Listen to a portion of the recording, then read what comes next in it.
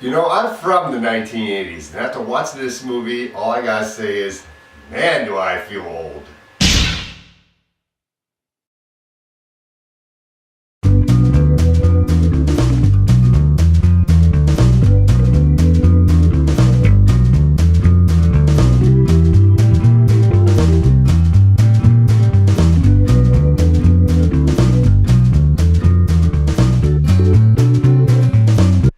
Everybody Wants Some, directed by Richard Linklater, starring Blake Jenner, Zoe Douche, and a bunch of other guys that I don't know the names of, and I'd be way too long to remember them all. The movie is basically about a guy named Jake, played by Blake Jenner, and it's set in the 1980s. He has just graduated high school and is now going off to college. He is a pitcher, so he wants to hopefully play baseball in the majors someday as a pitcher after he gets out of college. And he's gotten to college on a scholarship. So it's his freshman year. He gets to the place where all the baseball guys are staying on campus. It's kind of like a frat house, only it's a house for the baseball athletes.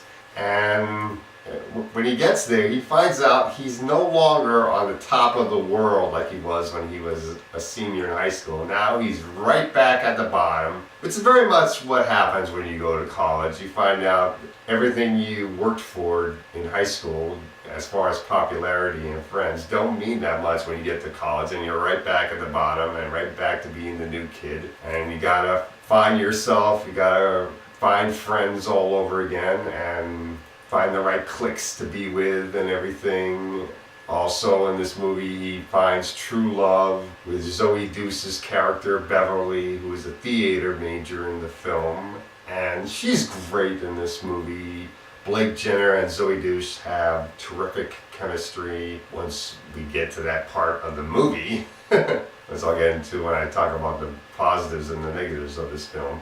Now, I was really looking forward to this movie when I saw the trailers. Many of the trailers got me laughing pretty hard, and I like movies that are set in the 80s and bring me back to much of my childhood, since I'm from the 80s. So when I finally got to see this movie, I was wondering, when is this movie coming to my theater? When is this movie coming to my theater? Finally it gets here, and I get to see it. And it is a good movie, but even though I'm sure some people may consider this to be a great film, maybe one of the best movies of the year, I don't consider it to be that high.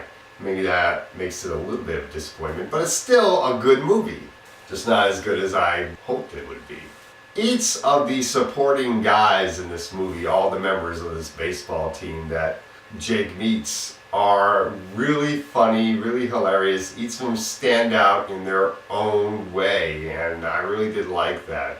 Even though none of these actors I really didn't know, I had to sort of focus on them by each of their characters, and that works very well for me, because that way you're not focusing on them as actors, you're focusing on them as who they are in the movie. That's really good. Some of my favorite characters from this film is the stoner guy, who, of course, you gotta have a character like this guy that loves to smoke marijuana in the film. He is really funny. And definitely one of my other favorite characters from this film is this guy with glasses that was a real jerk, but a very funny jerk. And man, was he funny as hell. His name is Jay in the film. It was just hilarious, and he stole a lot of the scenes he was in the movie.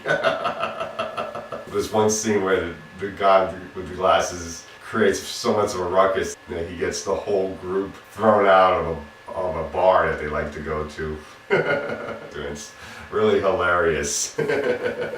And most of this movie is pretty funny. I did like the jokes in this movie. The comedy was very good, and seeing these guys go through college, going to the hangouts, like the nightclubs that are nearby, that was very funny. And seeing them try to get ladies, which is one of the big things about being in college, being single, you're trying to get in with ladies. And that was done very well.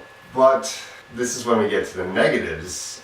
The main negative of this film, in my opinion, is waiting for the meat of this movie to get started, because much of the plot seems to be around getting to know each guy and getting to see how these guys are socializing and going through getting ready for college, really. You don't really get to see the main meat of the story, which is, as I presumed from the trailer, the main romance between Blake Jenner and Zoe Douche.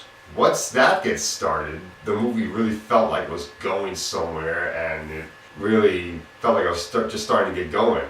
But then it's over, and I'm thinking, what? That's it? Once the credits started, it's like, what happened to the rest? There's no more to this movie? I suppose they ended it that way in order to get you to come back and watch it over and over again. But if you're doing that just for the sake of dragging you in for rewatchability, I don't really feel like I want to see this movie that many times over and over and over again. The only one more time I want to see this movie is maybe only just one more time when it eventually comes out in Redbox or Netflix.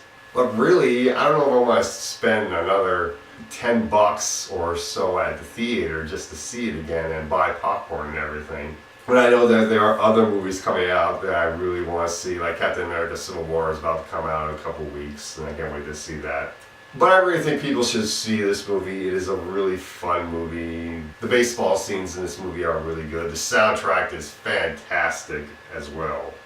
So I'm going to give this movie a B. It's a really good movie. I definitely think people should check this movie out. And that's all I got to say for Everybody Wants Some.